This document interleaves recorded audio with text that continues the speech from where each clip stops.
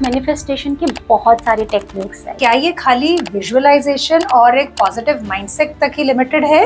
Visualisation बहुत important part role play करता है while you are manifesting your thing. एक सेल्फ डाउट सबसे बड़ा है, do I really deserve this? अगर मैं मेरे बेटे के एग्जाम के एक दिन पहले उसके साथ नहीं हुई तो उसका पेपर शायद अच्छा नहीं जाएगा। आपके बिलीफ सिस्टम में है। हमने आज तक ये नहीं सुना कि किसी फादर ने ऐसा कहा हो कि मेरे बच्चों के पेपर चल रहे हैं तो मैं छुट्टी ले लेता हूँ। कि आपको पहले अपनी इमोशनल स्टेट ऑफ बीइंग को हील करना, उससे डील करना सीखना पड़ेगा। मैनिफेस्टेशन आपके लिए काम करेगा बट प्रैक्टिकलिटी भी कोई चीज होती है। क्या सरेंडर करना इतना इजी है? ये कह सकते हैं कि अगर हमें कोई दो फाउंडेशन चाहिए, so can self awareness and emotional regulation be the foundation for manifestation? अगर आपने ये 2-3 चीजें अपनी करनी सीख ली तो आप 60 to 70% आप ऑलमोस्ट एक अलाइनमेंट पे चल रहे हो। क्या आपने कभी ऐसा फील किया है कि आप अपनी तरफ से सारे एफर्ट्स डाल रहे हैं, आप एफर्मेशंस कर रहे हैं, आप जर्नल कर रहे हैं एंड आप मैनिफेस्टेशन की तरफ बढ़ रहे हैं, बट कहीं ना कहीं you still are stuck somewhere? अगर ऐसा है तो आप अकेले नहीं हैं, because the whole point is कि जब हम मैनिफेस्टेशन की बात करते हैं, it is more than just the efforts that we are talking about, it is the energy, because जो यूनिवर्स है वो हमारी एनर्जी समझता है। और जब हम मैनिफेस्टेशन की बात करते हैं, वो सिर्फ वर्ड्स ही नहीं है, वो ये है कि वो वर्ड्स बोलते टाइम हम अंदर कैसा महसूस कर रहे हैं, वो डर है या वो बिलीफ सिस्टम है, यही हमें समझना है आज। और इसी मिसिंग लिंक के बारे में आज हम और गहराई में बात करेंगे। आज हमारे साथ है शिखा गुप्ता, जिन्हें आप स्पिरिचुअल सोल शिखा के नाम से इंस्टाग्राम पर जानते होंगे। Hi Shikha, so good to have you here today with us. Thank you so much, Preeti, for having me here. It's been an honor for me to have a talk show with you. So let's go on. So शिखा, पहला और सबसे important question यहाँ पे, जब हम manifestation की बात करते हैं और हम में से बहुत लोग, यानी कि अगर हम कहें, आई थिंक 99% लोग आजकल मैनिफेस्टेशन के बारे में बात करते हैं और इवन ट्राई करते हैं, बट फिर भी वो नहीं हो पा रहा है, जबकि वो अपनी तरफ से अपना 100% दे रहे हैं। वो क्या चीज़ है जो हम मिस आउट कर रहे हैं? Okay, so let me talk about manifestation की बहुत सारी techniques है. You know, some people do it through Reiki, some people just randomly pick up something from Instagram कि यार ये वीडियो बड़ा इंटरेस्टिंग लग रहा है, Correct. बहुत एफर्ट है, ये जो हीलर है शी इज़ वेरी पॉपुलर, तो let me just do what ever she is instructing. तो हम उस टेक्निक को तो ले लेते हैं और वो टेक्निक गलत भी नहीं होती Preeti, I would say that, because technique आप कर रहे हो मेंटली फिजिकली लेके बैठ गए पेन एंड पेपर, बट अंदर से आप क्या फील कर रहे हो, क्या महसूस कर रहे हो while डूइंग इट। सबसे पहला डाउट, पता नहीं ये होगा कि नहीं होगा, चल ट्राई तो कर लेता हूँ, शायद हो गया तो अच्छी बात है, किस्मत है मेरी, नहीं हुआ तो क्या फर्क पड़ता है, because I have not spend any amount on this, बस ये मुझे कहीं से पता लग गया है, मेरी फ्रेंड ने बता दिया या मैंने इंस्टाग्राम पे देख लिया है, तो आप उसको बस करने लग जाते हो without any understanding of your deeper emotion and feeling. So सबसे पहली चीज़ है कि आपको अपने इमोशन पे काम करना है, जिसके लिए आपको डेफिनेटली शुरू में एक इंस्ट्रक्टर की ज़रूरत है। आप किसी मास्टर के पास जाइए, उनकी गाइडेंस में पहले सीखिए इमोशंस के ऊपर कैसे डीलिंग कर सकते हो, and then slowly gradually manifestation will become the natural process and the outcome for that. पर जब हम ये बात करते हैं कि ठीक है आपने किसी के अंडर भी कर लिया, बट क्या ये खाली विजुअलाइजेशन और एक पॉजिटिव माइंडसेट तक ही लिमिटेड है, या और भी कुछ है जो शायद हम नहीं एक्सप्लोर कर पाए हैं? ओके, सो ये बहुत अच्छा क्वेश्चन है प्रीति। सी विजुअलाइजेशन बहुत इंपॉर्टेंट पार्ट रोल प्ले करता है while you are manifesting your thing, but वो सब कुछ नहीं होता है। आप विजुअलाइजेशन से स्टार्ट करोगे, आप अपनी चीज़ें लेके बैठोगे कि आपको ये चाहिए, ये करना है, और जैसे आप विजुअलाइज उसको कर रहे हो उस मोमेंट पे, उसके बाद अंदर से एक डर पैदा हो रहा है।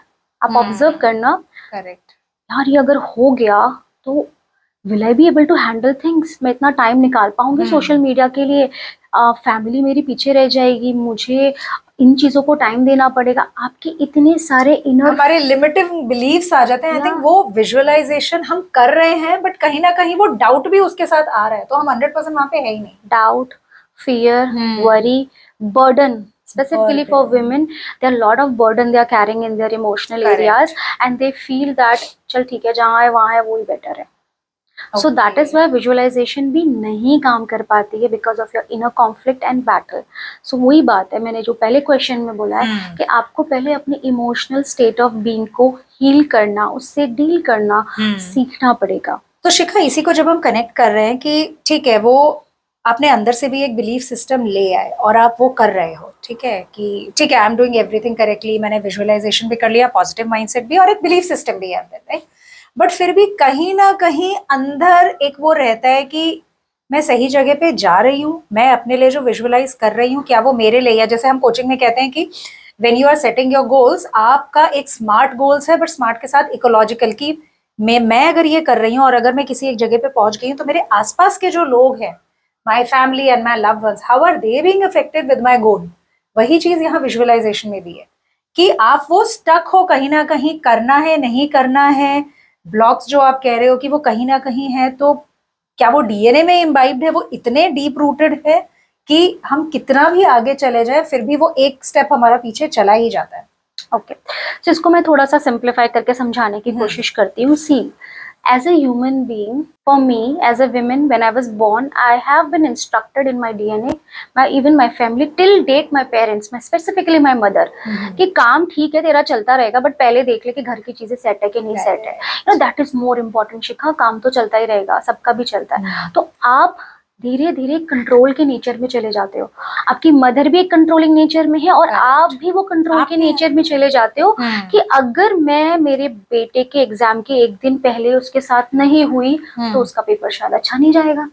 आपके बिलीफ सिस्टम में है. करेक्ट. और अगर आपने जस्ट 5 मिनट बैठ के उसके लिए जिस प्रेयर किया एक प्योर इंटेंशन के साथ कि जो भी उसके लिए बेस्ट है वो हो, he is able to perform so well, he is so confident, और आप वहां से उठ जाओ और आप अपना रेगुलर वर्क करते रहो. इनफैक्ट आई वुड से कि आप खुद एक पार्टी में जा रहे हो या इंजॉय कर रहे हो ना, एक वाइब्रेशन क्रिएट होती है that you are happy, and उसके बाद वो जो कंट्रोल और वो जो एनर्जेटिक पुल जो आप अपने बच्चे की तरफ भेज रहे हो ना, वो भी शांत हो जाता है.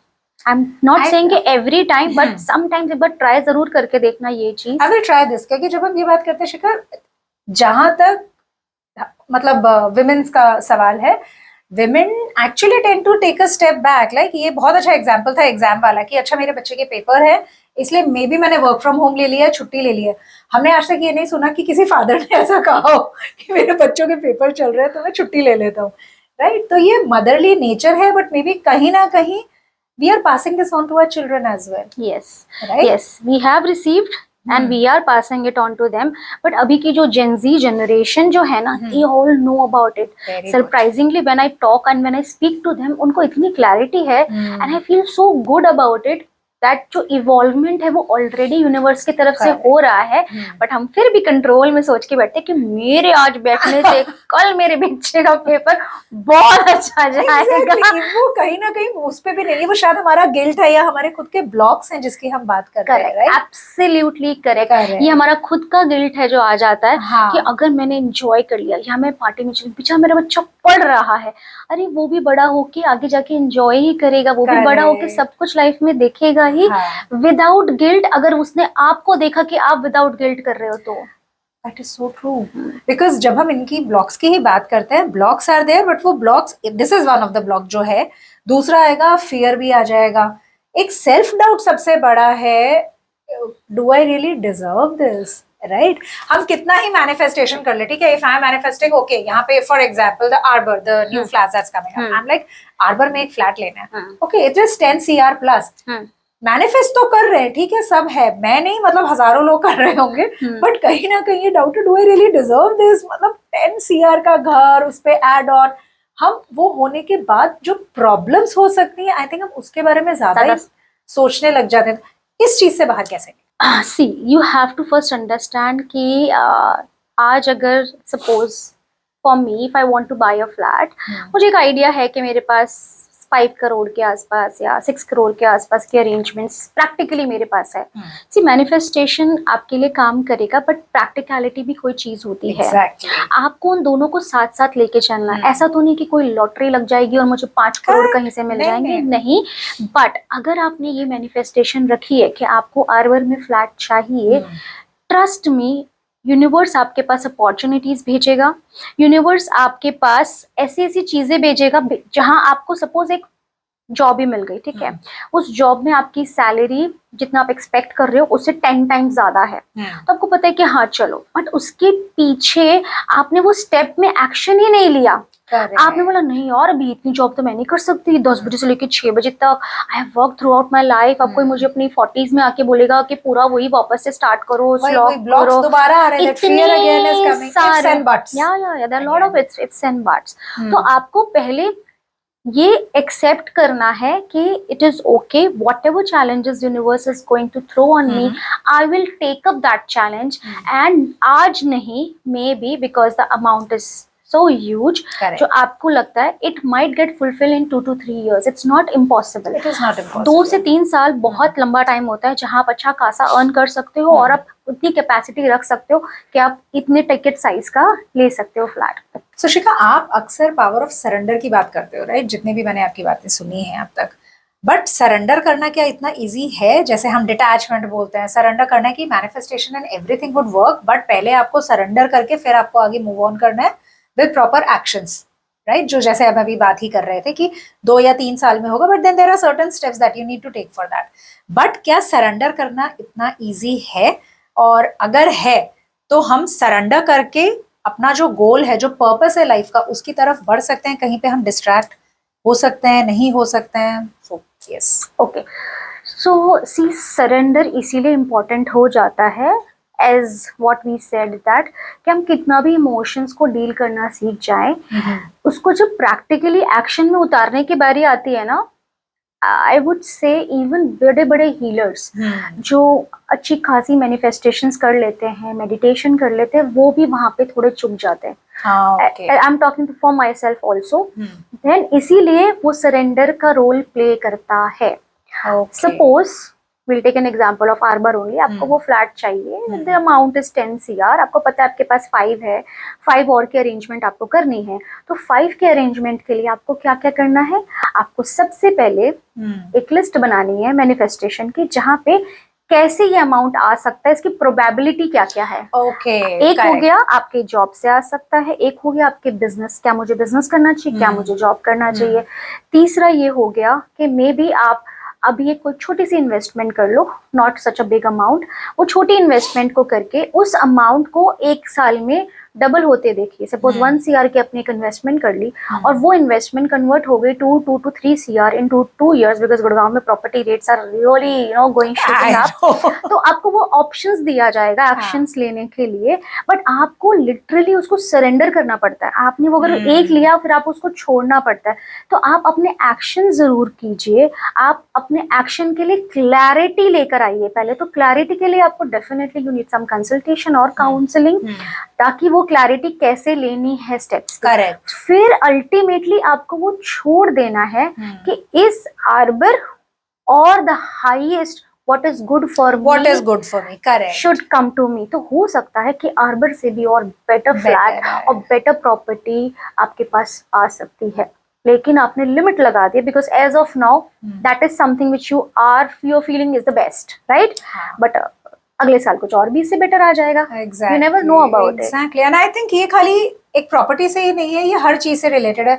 A very simple example we aim, okay, my child should get in this or this institute, right? Rather than that, I think whatever is best for him, उसके लिए जो सबसे अच्छा है वो उस कॉलेज में जाए, right? Absolutely. So I think यहाँ ये थोड़ा है, एंड इसके लिए प्रॉपर गाइडेंस ही चाहिए होती है, बिकॉज हम लोग आज की तारीख में जहाँ पे सोशल मीडिया है, यूट्यूब एंड इतना, you just keep on scrolling, right? मतलब आज 11 पोर्टल के बारे में कम से कम 10 से 11 हम लोग रील्स और वो देख चुके होंगे, सबके अलग अलग तरीके हैं। अगर हम सब फॉलो करने लग जाएंगे तो वो होगा, हो जाएगा ना कि किसी एक को भी फॉलो नहीं किया और जिस रीजन से फॉलो कर रहे थे वो भी नहीं हो पाया। So I think this guidance and जो हम स्टार्टिंग से कहते आए हैं that you need a mentor, be it any field that it. And जब हम मैनिफेस्टेशन की भी बात करते हैं, सो एक और क्वेश्चन है, and this would be the last question.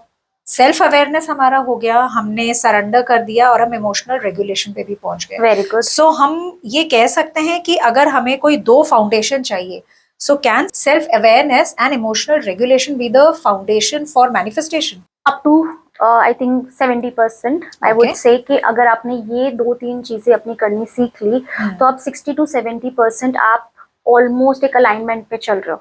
अब इस अलाइनमेंट में जब आप चल रहे हो तो ह्यूमन नेचर है, यू माइट फॉल. आज तो चलो कंट्रोल कर लिया इमोशन में, हमें लगता है हमने इमोशन को रेगुलेट करना सीख लिया है, but I would say there are so many people वो इमोशन को सप्रेस करना सीख जाते हैं. आज कंट्रोल कर लेती हूँ इमोशन को क्योंकि मेरी मैनिफेस्टेशन में ना गड़बड़ हो जाएगी, इसलिए मुझे आज इसको कंट्रोल कर लेना चाहिए. बट अंदर से एग्जैक्टली आपने क्या किया है? आपने सरेंडर किया है कि कंट्रोल किया है कि सप्रेस किया है? सप्रेस किया है. दोनों Correct. तीनों चीजें होती है. तो जब आप इनको समझ जाते हो और फुल्ली पोटेंशियली आप समझ जाते हो, trust me, it has happened to me so many times that within an hour मेरे मैनिफेस्टेशंस कंप्लीट होने शुरू हो गए थे. Wow. यू विल, आप जब कंप्लीट अलाइनमेंट में आते हो, एंड इतना इजी नहीं है. It's been a practice of, इस लाइफ में तो मैं बोल सकती हूँ कि 13-14 ईयर्स की है, but I think because I know about my past life also कि मैंने पहले भी ये बहुत कुछ सीखा हुआ है. तब जाके 10-12-14 ईयर्स इज लाइक कि हाँ अब आप अपनी लाइफ में कुछ चेंजेस कर सकते हो. Wow, this is great. So ये डिस्टिंक्शन बहुत इंपॉर्टेंट है कि आपने सरेंडर किया है, आप कंट्रोल कर रहे हो या फिर आप उसको सप्रेस कर रहे हो. आई थिंक यहीं पे वो अवेयरनेस वाला गेम आएगा, right? Yes. Thank you so much.